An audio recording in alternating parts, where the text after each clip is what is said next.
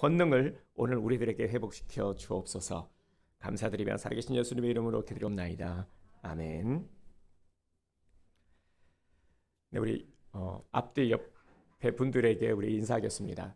사랑합니다. 축복합니다. 이렇게 인사하겠습니다. 사랑합니다. 축복합니다. 네, 다시 한번 우리 주일 2부 예배 나오신 우리 귀한 성도님들을 주님의 이름으로 환영하며 축복합니다. 우리 복음서라고 하면은 마태, 마가, 누가, 요한 복음 이렇게 네 권의 책을 복음서라고 하죠. 사복음서라고도 하는데요. 공간복음이라고도 합니다. 왜냐하면은 내용들이 비슷한 내용들이 많이 나옵니다. 왜 그러냐면은 복음서는 예수님의 행적을 제자들이 기록한 책입니다. 그러다 보니까 이제 제자들이 예수님의 행적을 기록하다 보니까 저마다의 관점으로 기록을 하겠죠. 물론 그 줄거리는 똑같은데 약간의 관점과 표현이 조금 다릅니다. 여기서 우리는 또 의문을 갖게 되죠. 아니, 한 명을 통해서 잘 기록하면 될 텐데 왜 이렇게 여러 명, 그것도 4명의 제자를 통해서 복음서를 기록하게 한 것일까? 라는 의문을 우리가 가질 수 있습니다. 옛 유대법에는 두 사람이 증언을 하면은 그것을 사실로 채택했습니다. 오늘날에도 마찬가지죠. 2명 이상의 증언이 같으면은 그것을 사실로 채택을 하는 것으로 알고 있습니다. 그런데 굳이 4명의 증인을 사용했다 하는 것은 그만큼 예수님을 보다 더 정확하게 증거하려는 목적 때문입니다. 이 중에서 가장 따뜻하고 인간적인 관점을 가지고 있고 문학적으로 기록한 복음서가 바로 누가복음입니다. 그래서 누가복음은 다른 복음서와는 달리 예수님의 행적이 차례대로 시간적 흐름의 순서에 따라서 기록이 되어 있습니다. 이것 또한 누가복음의 특징입니다. 오늘 본문은 주님의 순환이 시작되는 순환의 시작이 되는 그 시점의 이야기라고 할 수가 있습니다. 1절 말씀을 보도록 하겠습니다. 예수께서 여리고로 들어가 지나가시더라. 아멘.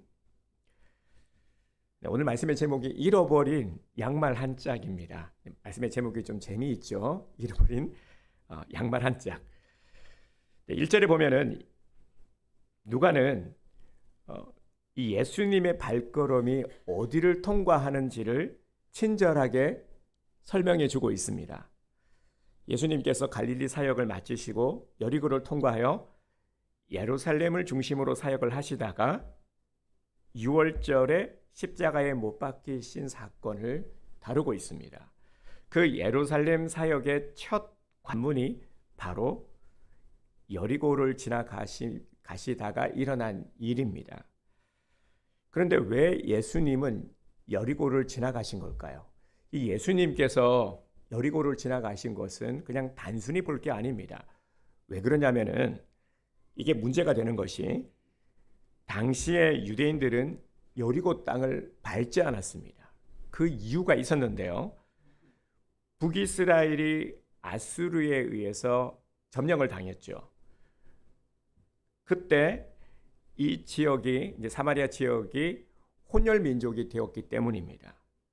이들은 사마리아인들이 더러운 피가 섞였다라고 해서 이방인으로 여겨 상종하지 않았습니다. 그래서 당시 사람들이 이 갈릴리와 예루살렘을 오갈 때는 돌아서 다녔습니다. 이 지역을 통과하지 않고 돌아서 다녔습니다. 그런데 예수님은 돌아가지 아니하시고요. 굳이 여리고를 통과하여 예루살렘으로 지나가셨습니다.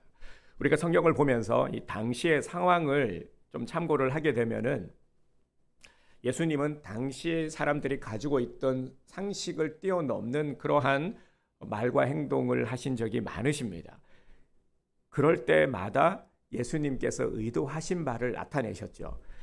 그래서 우리가 이런 부분들을 유심히 잘 살피면은 예수님의 뜻을 보다 명확하게 발견할 수가 있습니다. 오늘 이 장면 또한 마찬가지입니다. 예수님이 여리고로 지나가실 때 당연히 사람들은 예수님을 반기지 않았겠죠. 그러니 예수님의 이 행보에 대해서 우리는 의문을 가지지 않을 수가 없습니다. 2절 말씀을 보겠습니다. 삭개오라 이름하는 자가 있으니 세리장이요 또한 부자라. 아멘. 삭개오라는 사람을 소개하고 있습니다.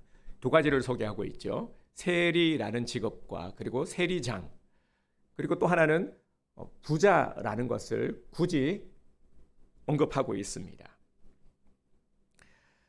세리는 오늘날로 하면은 세무 공무원이라고 해야 할까요? 근데 세리장이니까 세무서장쯤 된다라고 보면 될 것 같습니다. 우리 각 지방 도시마다 세무서가 있죠. 세무서, 부천에도 부천 세무서가 있고 부천 세무서의 짱이 부천 세무서장입니다. 그러니까 이 삭개오는 부천 세무서장쯤 되는 그런 높은 지위를 가진 사람입니다. 오늘날에도 낮은 지위가 아닌데 이 당시 때는 훨씬 더 많은 권력을 가지고 있는 위치였습니다. 로마 제국의 신임을 받고 있으니 군림을 하면서 얼마나 많은 부를 축적했겠습니까? 성경이 굳이 부자임을 드러낼 때에는 상당하다라는 것이죠. 성경에서 부자더라 하면은 그냥 부자 정도, 돈 많은 정도가 아니라 상당한 부자임을 알 수가 있습니다.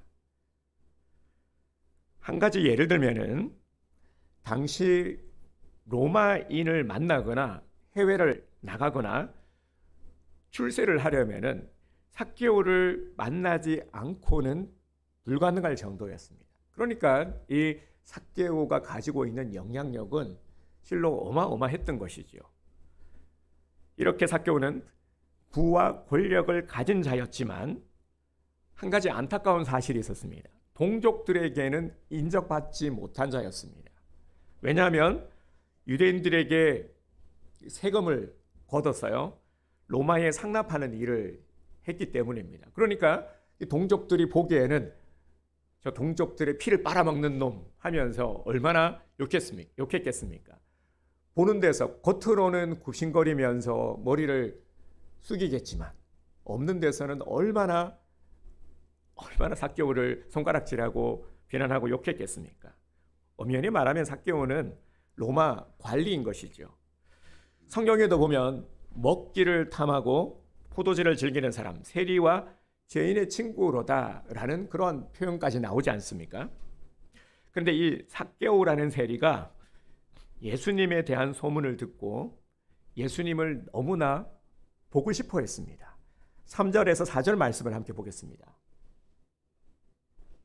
그가 예수께서 어떠한 사람인가 하여 보고자 하되 키가 작고 사람이 많아 할 수 없어 앞으로 달려가서 보기 위하여 돌무화과 나무에 올라가니 이는 예수께서 그리로 지나가시게 되미로라. 아멘. 3절과 4절에 소개되고 있는 삭개오의 모습이 상상이 되십니까?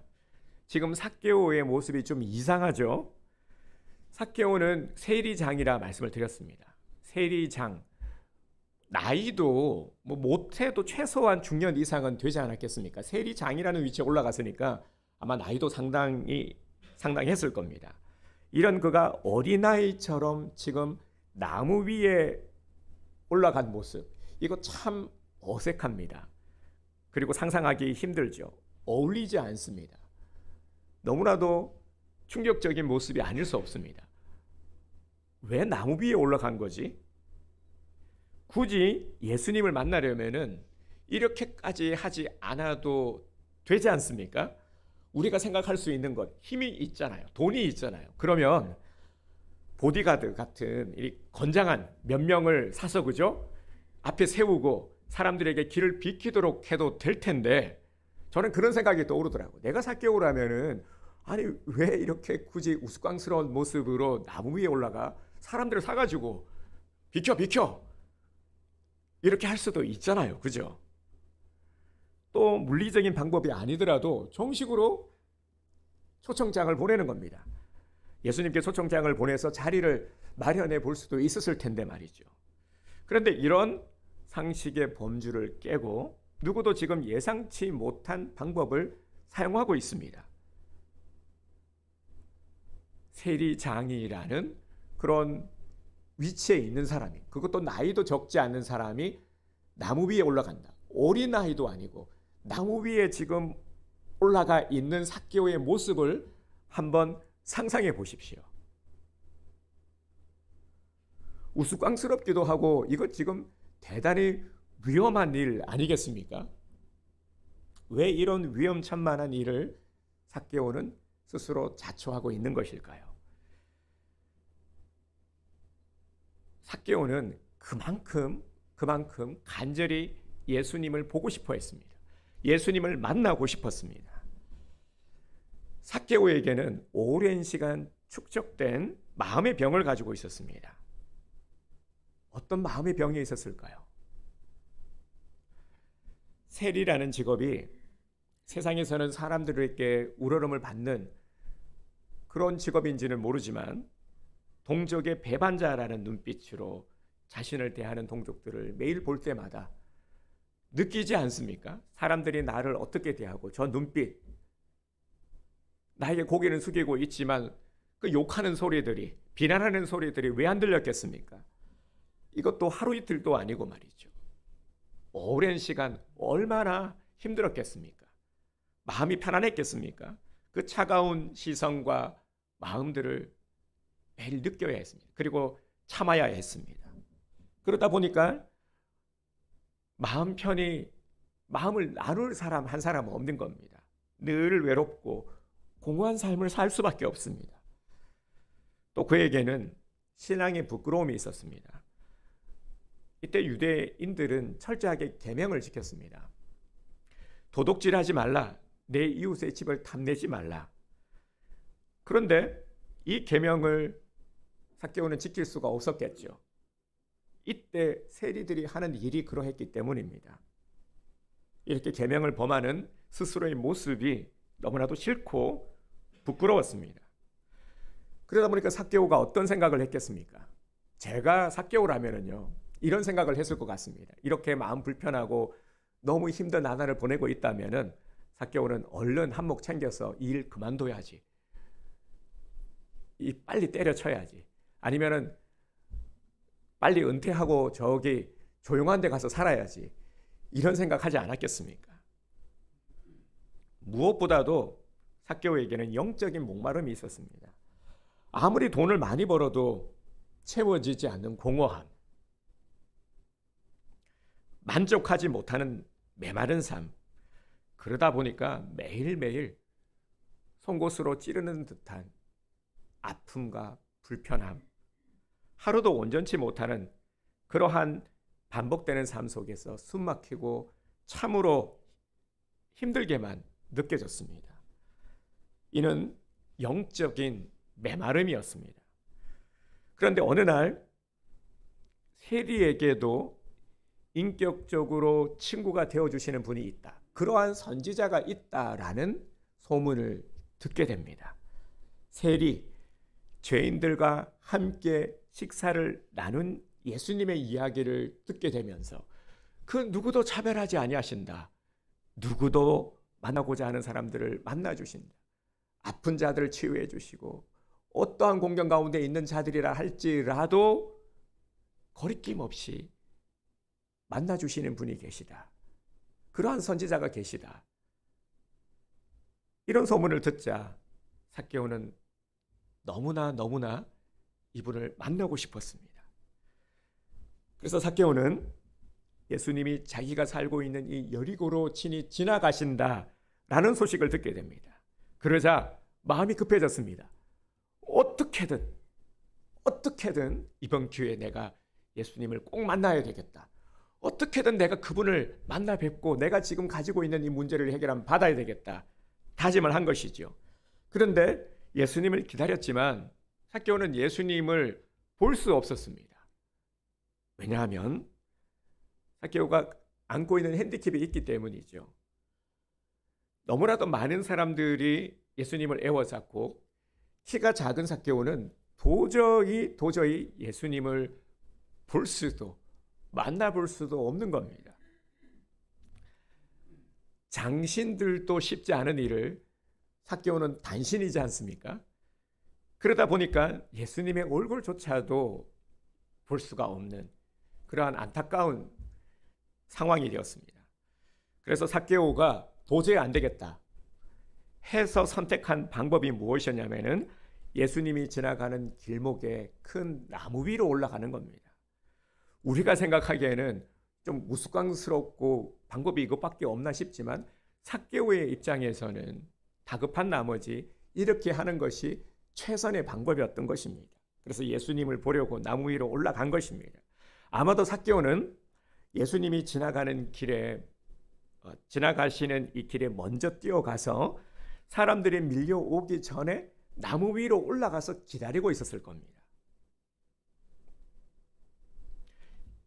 이렇게 삭개오는 너무나도 간절히 자기가 가지고 있는 위치, 체면 이런 거 다 집어 던지고요. 이런 것을 던지고라도 예수님을 보고자 하는 간절함이 있었습니다. 그런데 삭개오가 이렇게 예수님을 간절히 보고자 하는 마음도 있었지만 예수님의 시선은 이미 삭개오를 향하고 있음을 우리는 본문을 통해서 분명히 알게 됩니다. 예수님이 굳이 여리고로 들어가신 데는 분명한 이유가 있기 때문이죠. 이는 잃어버린 한 영혼을 찾기 위해서입니다. 9절에서 10절 말씀을 보겠습니다. 예수께서 이르시되 오늘 구원이 이 집에 이르렀으니 이 사람도 아브라함의 자손이미로다. 인자가 온 것은 잃어버린 자를 찾아 구원하려 함이니라. 아멘. 누가복음 19장 10절의 말씀, 오늘 본문의 끝절 말씀은 요절 말씀이기도 합니다. 자, 우리 요절 말씀 한번 선포할까요? 시작. 인자가 온 것은 잃어버린 자를 찾아 구원하려 함이니라. 누가복음 19장 10절 말씀. 아멘. 인자가 온 것은 뭐라고요? 잃어버린 자를 찾아 구원하려 함이니라. 예수님이 오신 이유를 분명히 말씀하고 있죠. 잃어버린 한 영혼을 구원하기 위해서 이 땅에 오셨습니다. 이것을 분명히 밝히고 있죠. 지금 예수님의 시선은 잃어버린 영혼에게 집중되고 있습니다. 그 영혼이 누구입니까? 바로 삭개오죠. 예수님은 삭개오가 잃어버린 자였다라고 말씀을 하셨습니다. 여러분 보통 집에 보면은 그 양말 넣어두는 뭐 서랍이나 바구니 같은 것들 있죠. 대개 보면은 집에 양말 같은 건 바구니 같은 데 이렇게 담아두고 그러지 않습니까? 그런데 이 양말은 짝이 있습니다. 짝이 있는데 우리가 보면 그 짝 잃은 양말을 볼 때가 있죠. 희한하게 양말 한 짝이 잘 달아납니다.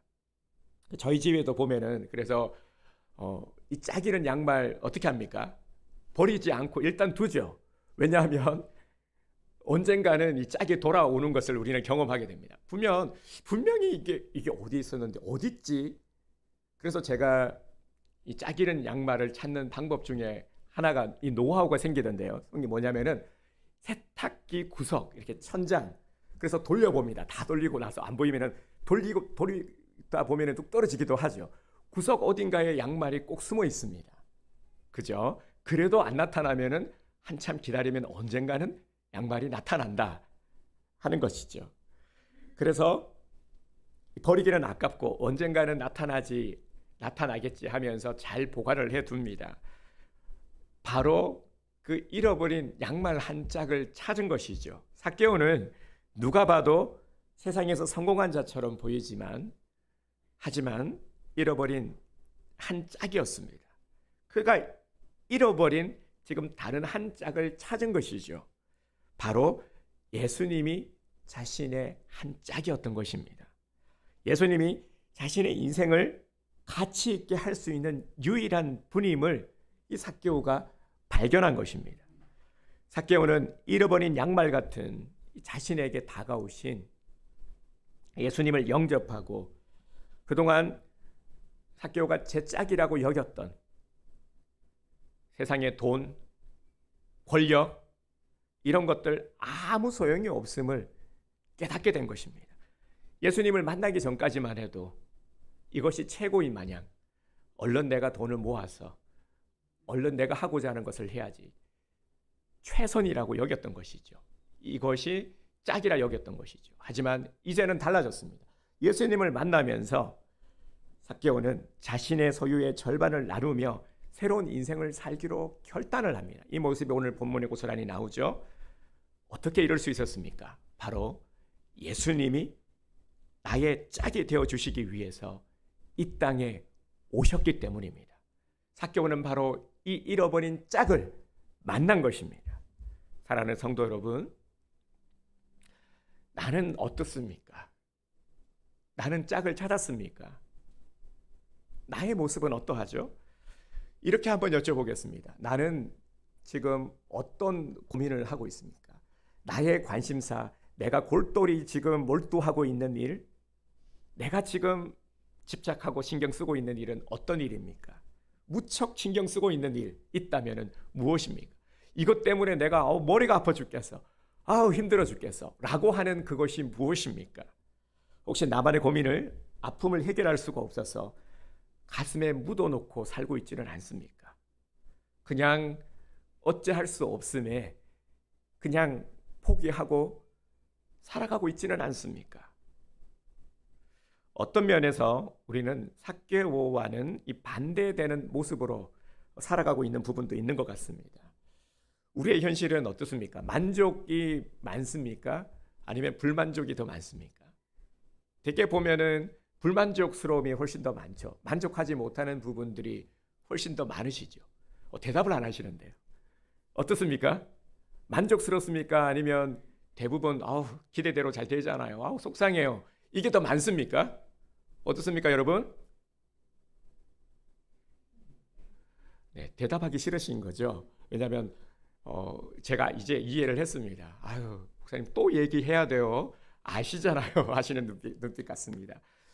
만족보다는 불만족스러움이 훨씬 더 많으시죠. 기대대로 되지 않는 일들이 훨씬 더 많으신 줄 압니다.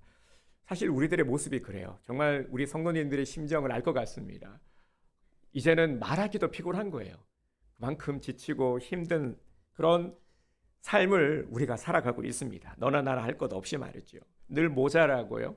쪼들리고 근심되고 걱정이 떠나가지 않는 것. 무엇 때문일까요?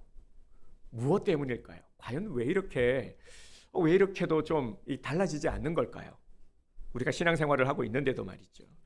사실 물질적으로도 모자람 투성이죠. 제법 열심히 일한 것 같은데, 그죠? 나름 열심히 일한 것 같은데 남는 게 별로 없죠. 보면 여러분 곳간의 상태가 어떠합니까? 그동안 열심히 직장 생활도 하고 일을 한 것 같은데, 근데 또 보면 목사님 이 정도면은요 저희 정말 돈 많이 모았지 않았어요 하시는 분 한 분도 전 못 들어봤습니다.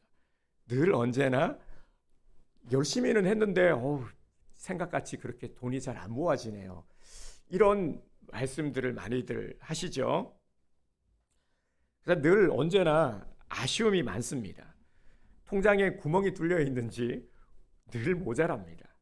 지갑도 텅텅 비고요. 왜 이렇게 채워지지 않고 모자란 삶의 연속인지 참으로 답답한 노릇입니다. 그죠, 여러분? 정신적으로도 잘 채워지지 않습니다.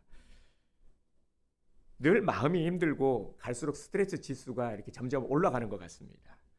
사실 이 세상을 살아가는 대부분의 사람들은 자신이 어떠한 처지에 있는지 모르면서 그저 그래야 되기 때문에 대부분 하시는 말씀들이 그래야 되니까, 돈을 벌어야 되니까, 그래야 가족들이 먹고 사니까, 해야 되니까 가족들을 위해서 헌신하며 그렇게 희생하며 살아오신 분들이 대부분일 겁니다. 우리 성도님들이 다 그렇게 한평생을 살아오셨습니다. 나를 위한 삶보다가는 가족들 때문에, 그죠? 그렇게 애쓰며 수고하며 한평생을 살아오셨습니다. 하지만 그러다 보니까 어느 순간 너무 내 안에 있는 이 가슴의 구멍이 더 커지게 느껴지는 겁니다. 공허함이 세월의 흐름 속에서 더 크게 느껴질 때가 있습니다. 그 사이로 찬바람이 들어가면서 더 차고 시리게 느껴질 때가 있습니다. 그런데 우리는 이것을 단지 그냥 누구나 그런 것 같은 세상적인 일로 치부할 것이 아니라, 누구나 그렇다라고 그냥 안도할 것이 아니라, 그렇게 스스로를 위로할 것이 아니라, 이 모습이 바로 예수님을 만나기 전 삭개오의 모습임을 우리는 볼 수 있어야 합니다. 지금 내 모습이 이와 같지는 않습니까? 혹 이런 부분들이 조금이라도 있지는 않습니까? 채워지지 않는 공허함으로 힘들어하고 외로워하고 괴로워하고 있지는 않습니까? 기대대로 되지 않는, 한 번, 두 번 실망하고 또 실망해버린, 이제는 아예 생각지도 않으려고 하는 그러한 포기해버린 마음들, 마음의 상처, 열등감, 두려움, 그러면서도 아직까지 내려놓지 못한 욕망의 마음들이 도사리고 있지는 않습니까? 이런 것들이 계속해서 우리를 괴롭히고 있습니다. 인생을 살다 보면은 참 내 마음대로 되지 않는 경우가 너무 많습니다. 제일 힘들 때가 그러할 때죠. 좀 기대대로 되면은 좋으련만, 기대대로만 되면은 좋으련만, 이게 잘 되지 않습니다. 제가 아는 이 사업을 하시는 한 장로님은 너무나도 힘든 시간들을 매일매일 보내고 계신데요. 너무 힘듭니다. 제가 수년째 지금 이분을 지켜보고 있고 또 기도하고 있는 분인데요. 하루하루가 버틸 수 있는 마지막 날인 것처럼 여기며 산다라고 말씀을 하셨습니다. 하루하루가 내가 버틸 수 있는 마지막 날이다. 여러분, 이렇게 말씀을 하실 정도면은 얼마나 힘들면 이렇게 말씀하시겠습니까? 근데 그럼에도 정말 하루하루가 마지막인 것 같지만 하루만 더 내일을 그래도 주님께서 열어주실 것이라는 소망 하나 가지고 오늘 하루를 버티며 살아갑니다. 이렇게 말씀을 하셨어요. 그래서 하루를 버티는 것이 기적입니다. 저에게 있어서 다른 것이 기적이 아니라 오늘 하루를 버틴 것이 기적입니다.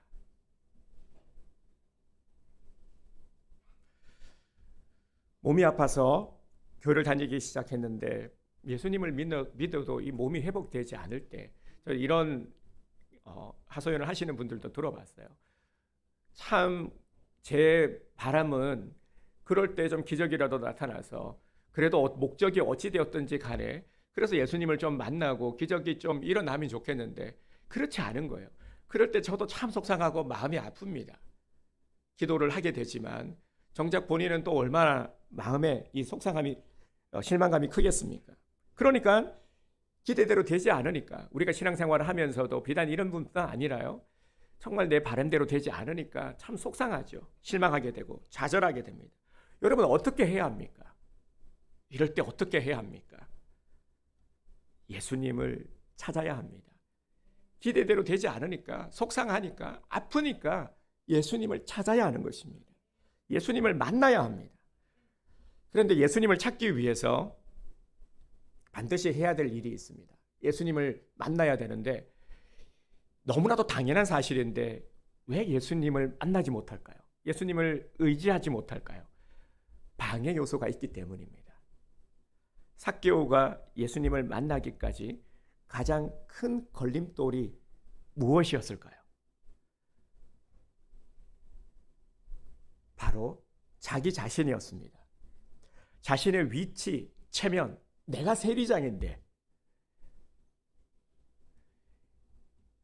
만약에 삭개오가 계속 이런 마음을 가지고 있었다면 죽었다 깨도 삭개오는 나무 위에 올라갈 수도 없었을 거고요.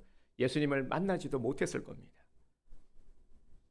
예수님을 만나고자 하는, 어떻게든 체면이고 뭐고 버리고 예수님을 만나야 내가 살 수 있겠다라는 그 믿음 하나 가지고 나무 위에 올라갔을 때 삭개오는 예수님을 만날 수 있었고, 예수님을 만남으로 가지고 있던 모든 재정이 다 사라지게 되었죠. 문제가 해결되었습니다. 예수님이 내 인생의 한 짝입니다. 예수님이 내 안에, 내 인생에 잃어버린 양말처럼 안정과 기쁨과 영생을 보장해 주십니다. 예수님께서 길이요 진리요 생명이십니다. 길, 진리, 생명에는 모든 것들이 다 들어가 있는 겁니다. 예수님만이 우리의 길을, 우리는 사실 한 치 앞을 내다볼 수 없습니다. 당장의 내일 일도 우리는 알 수가 없죠. 그렇지 않습니까? 알 수가 없어요. 그래서 우리는 예수님이 필요합니다. 그런데 우리의 길을 우리는 잘 맡겨드려야 됩니다. 누구를 따라가느냐 너무나도 중요합니다. 잘못 따라가면 큰일 나죠. 내 인생이 바르게 나아가는 것이 아니라 피는 것이 아니라 오히려 더 어려움, 낭떠러지로 떨어질 수도 있다는 것을 알아야 합니다. 그래서 예수님께서 우리의 길을 인도하셔야 됩니다. 진리 되시는 분, 그리고 참 생명 되시는 예수님만 따라가야 우리는 살 수 있습니다. 아직도 혹여나 예수님으로 만족하지 못하시는 분들이 계시다면 더욱 온전히 한 발은 세상에, 한 발은 예수님, 이렇게 내딛고 있지 마시고요. 온전히 두 발을 예수님에게 내딛으시길 바랍니다. 예수님께 올인해 드려야 합니다. 그래야 우리는 온전히 예수님을 바라보고 예수님의 음성에 귀를 기울일 수 있고 예수님을 따라갈 수가 있습니다. 대부분은 이렇게 한 발 한 발을 내딛고 있으니까, 그러니까 올인하지 못하는 겁니다. 세상의 소리도 듣고 있고 예수님의 소리도 들으니까 헷갈리는 겁니다. 듣지 못하고 자꾸 미혹되는 겁니다. 예수님을 고백하십시오. 자, 저를 한번 따라서 어떻게 고백해야 되느냐 따라서 한번 해주시길 바랍니다. 예수님은 나의 잃어버린 양말입니다. 예수님은 나의 잃어버린 양말입니다. 네, 오늘 표현이 참 재미있죠, 그죠? 안 잊어버리실 겁니다. 예수님은 나의 잃어버린 양말이십니다. 성도님들 모두가 다 정말 예수님 안에서 다시 새롭게 세워지기를 주님의 이름으로 축복합니다. 정말 지금은 그러해야 될 때입니다. 이제 올 한 해가 얼마 남지 않았습니다. 그리고 이제 불과 이제 한 보름 남았나요, 그죠? 좀 보름도 안 남았네요. 조금 있으면은 새해를 맞이하게 됩니다. 그런데 그냥 이런 상태로 정리되지 않은 상태로 맞이하게 되면은 올해나 내년이나 똑같아지는 겁니다. 그래서는 안 되는 것이죠. 그래서 지금의 시점, 이 성탄을 앞두고 있는 지금의 시점은 너무나도 중요한 시점입니다. 우리가 다시금 우리의 신앙을 정비하고 새롭게 세워져야, 우리의 마음을 새롭게 가져야, 우리가 새 그릇이 되어야 하나님께서 주시는 새 은혜를, 새 복을 담을 수 있는 것입니다. 버리지 못하면, 내려놓지 못하면은 똑같다, 말짱 도루묵이다, 명심하시기를 바랍니다. 그래서 이제 우리는요, 다시 예수님 안에서, 예수님으로 인해서 다시금 새롭게 되어져야 되고 새롭게 채워져야 되는 시점이다 하는 것을 명심하시기 바랍니다. 이제 세상 것으로 채워왔던 것들을 예수님과 이웃을 위해서 내어놓읍시다. 본문에서 예수님을 만난 삭개오, 확연히 변화된 모습이 보이죠. 8절을 다시 한번 보겠습니다. 삭개오가 서서 주께 여짜오되 주여 보시옵소서, 내 소유의 절반을 가난한 자들에게 주겠사오며 만일 누구의 것을 속여 빼앗은 일이 있으면 내 갑절이나 갚겠나이다. 아멘. 삭개오 완전히 바뀌었어요. 이런 삭개오가 아니었거든요. 세리라는 직업은 착취하는 직업입니다. 다른 사람 동족 피를 빨아먹는, 그냥 정직하게 걷었겠습니까? 아니죠. 10,000원을 걷어서, 그죠? 만약에 10,000원을 상납해야 되면 20,000원을 걷었겠죠. 아니, 더 이상을 걷었겠죠. 그렇게 재산을 축적한 사람이었습니다. 그런데 이제는 완전히 달라졌어요. 내 소유의 절반을 주겠고 속여 빼앗은 일이 있으면 4배나 갚겠다고. 그동안 피해를 준 거리 있으면 그 피해 보상을 4배나 하겠다라고, 그렇게 예수님께 지금 예수님 앞에서 결단하고 있습니다. 어떻게 이룰 수 있었습니까? 삭개오가 이런 결단 할 수 있었던 것은 바로 예수님을 만났기 때문입니다. 예수님이 내 짝이라는 확신과 기쁨이 있었기 때문입니다. 얼마나 기뻤으면 이럴 수 있었을까요? 그 전까지는, 예수님 전까지는 재산이 물질이 최고였어요. 돈이 최고였어요. 그런데 예수님 만나니까 이거 아무것도 아니라는 거예요. 이제는 우선순위가 완전히 바뀐 겁니다. 잃어버린 짝을 만나면 그 어떤 것도 아까워하지 않고 내어놓을 수 있게 되는 것입니다. 예수님이 최고이니까요. 예수님이 생명이니까요. 예수님이 전부이니까요. 예수님은 잃어버린 나를 찾아서 이 땅에 오셨습니다. 예수님이 삭개오를 찾아가신 것처럼 오늘 이 모습을 우리에게 보여주시는 것은 예수님의 시선은 나를 향하고 있다라는 겁니다. 나 때문에 예수님께서 이 땅에 오셨다 하는 것을 우리에게 말씀하고 계십니다. 나의 짝이 되어 주시려고 예수님께서는 이 땅에 나를 친히 찾아오셨습니다. 여러분, 예수님보다 더 소중한 것은 없습니다. 우리 다음 주가 성탄절이죠. 우리 지난주에도 제가 물었습니다. 성탄절이 이제 얼마 남지 않았는데 성탄절, 사실 우리 어른들은 성탄절이라고 하면 그렇게 큰 어떤 설렘과 기대는 없는 것 같아요. 그죠? 대부분에게서 보여지는 모습들이 그러합니다. 아이들은 선물 받기 위해서라도 기대하지만 우리 어른들은 머릿속이 복잡해집니다. 성탄절이면 또 해야 될 일들을 먼저 생각하게 되죠.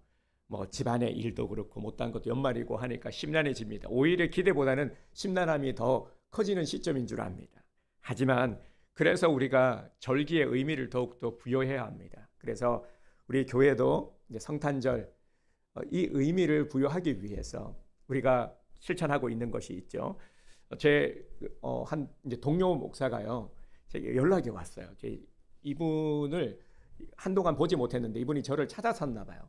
그런데 이제 어떻게 하다가 이제 연락이 돼가지고 왔는데 제일 먼저 신문 기사를 통해서 우리 교회를 알게 되었다고 해요. 그래서 우리 기사가 날 게 없는데 혹시 뭐 안 좋은 소식이야? 물었더니 그게 아니라 우리 해마다 하고 있는 우리 이 구제, 이 지역 구제에 대한 기사를 보고 알았다라는 거예요. 그래서 참 좋은 일 하는 교회인 것 같네요. 하면서 정말 훌륭하십니다. 뭐 그런 얘기들을 하더라고요. 제가 찾아봤는데 안 보였는데 네이버에는 안 나오는데 구글에는 나오더라고요. 이게 우리 지자체에서 이 기사를 올려주신 것 같아요. 그래서 그 사진 보니까 이 떡하니 있는 사진 보니까 참 부끄러웠는데 그래서 원래는 좀 더 넉넉하게 해야 되겠다라는 마음을 갖게 됩니다. 세상은 어렵죠. 갈수록 더 어렵게 되고요. 참 어렵습니다. 허리띠를 졸라매야 되는 시점이죠. 그런데 그럼에도 우리가 하고 있는 일들 최소한 우리가 이것만큼이라도 좀 더 성의 있게 넉넉하게 해야 되겠다라는 마음을 갖게 됩니다. 제가 방금도 말씀을 드린 것이 이런 것이 우리가 어떤 뭔가를 나타내고 어떤 다른 목적이 아니라 정말 성탄을 대외적으로는 주님께 영광이 되는 것이죠. 이렇게 교회가 하고 있는 일들, 이런 나눔, 사랑의 섬김 이런 것들을 통해서 주님께 영광이 되는 겁니다. 그리고 정말 우리가 믿음의 본을 보이는 것이죠. 선한 영향력을 이렇게 나타내는 것입니다. 그리고 내적으로는 우리가 보람을 느끼게 됩니다. 이렇게 성탄절을 그냥 보내는 것이 아니라 정말 우리가 주님께 무엇을 드릴 수 있을까? 그리고 우리 교회가 이 지역을 위해서 무엇을 할 수 있을까에 대한 고민과 실천인 것이죠. 물론 이것도 쉬운 일은 아닙니다. 하지만 우리가 3년째 지금 실천을 하고 있습니다. 그리고 비전을 갖고 있습니다. 더 지경을 넓혀가고자 합니다. 어렵기 때문에 우리는 더 많이 구제하고자 합니다. 그래서 함께 기도해 주시고 동참해 주시기를 바랍니다. 우리 교회가 어려울수록 더 빛이 되어야 되지 않겠습니까? 그럴 수 있는 교회가 되기를 원합니다. 우리 교회가 왜 부흥해야 됩니까? 왜 숫자가 많아져야 되죠? 사실 그것이 중요한 것이 아니라 우리가 더 많은 일들, 하나님께 영광되는 일들을 해야 되기 때문입니다. 그래서 진정 주님이 원하는 부흥을 이루어가는 교회가 되기를 소망합니다. 더 많은 선한 일들, 우리 성도들 한 명 한 명이 일어나고요. 우리 성도들이 복을 받아야 되는 이유도 마찬가지입니다. 정말 복을 많이 받아서 내가 그냥 세상에서 떵떵거리면서 살겠다, 내가 군림하면서 살겠다, 그러면 하나님이 복을 안 내려주시겠죠.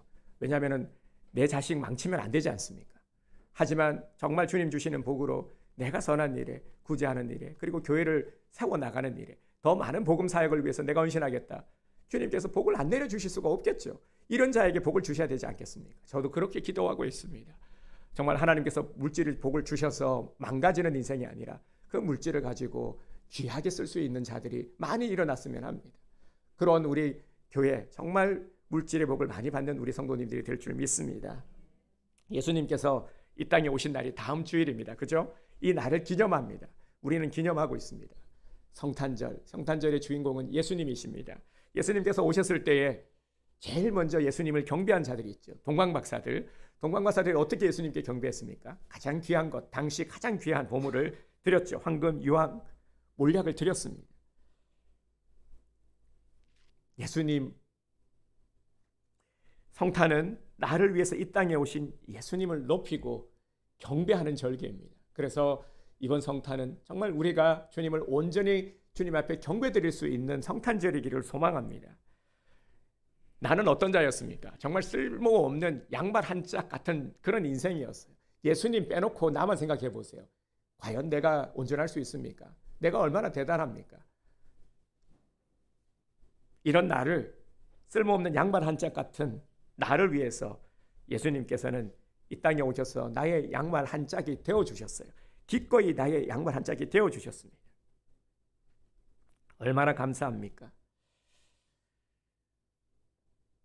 성탄절은 바로 이런 나를 위해서, 나의 양말 한 짝이 되어주기 위해서 주님께서 이 땅에 오신 날입니다. 그래서 너무 우리는 이 날을 기념하지 않을 수가 없는 것이죠. 경배드리지 않을 수가 없는 것입니다. 뭐라도 하지 않을 수가 없는 것입니다. 이 날이 바로 성탄절인 겁니다.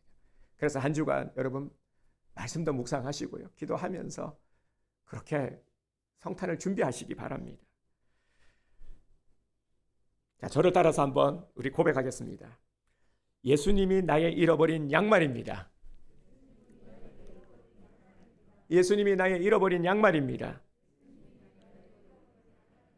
예수님은 나를 위해 이 땅에 오셨습니다.